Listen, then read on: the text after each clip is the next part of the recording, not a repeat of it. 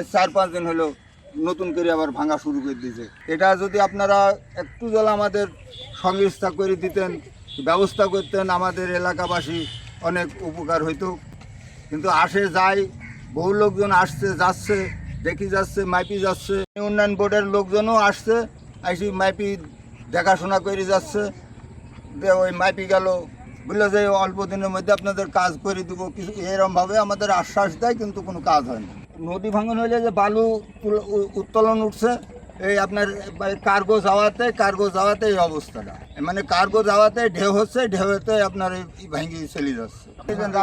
সব বাড়ির ভিতরে ফাটল ধরিস তো, বাড়ির ভিতরে ফাটল ধরিস। আপনার এখান থেকে পড়াই আর বেশি না 30-40 ফিট মতো আছে। এই তো এই বাড়ি, এটা যে বসত বাড়ি, আপনার এই বাড়ি বসত বাড়ি 30 ফিট 50 ফিট মতন হবে, 40 ফিট মতো এই বসত বাড়ি আছে। এই বাড়ির ভিতরে ফাটল ধরেছে, অনেক গভীর পানি, কিন্তু এখানে অনেক গভীর, এই কারণে কিন্তু এই ভাঙন 60-70 হাত পানি হয়ে যাবে।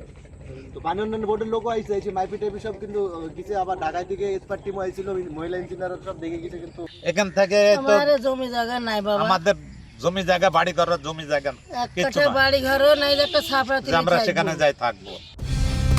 কালার এক্সপার্ট, জর্জ স্যাপ এবং মাইল্ড অন হ্যান্ডস টেকনোলজি সমৃদ্ধ অরিক্স ক্রিস্টাল ওয়াশ আপনার লন্ড্রি এক্সপার্ট। এখন এখানে এই যে এই কান্দিরপুর নদীর, এই কান্দিরপুর বান্ধা ভাঙনের হাত থেকে যাতে রক্ষা পাই আমরা।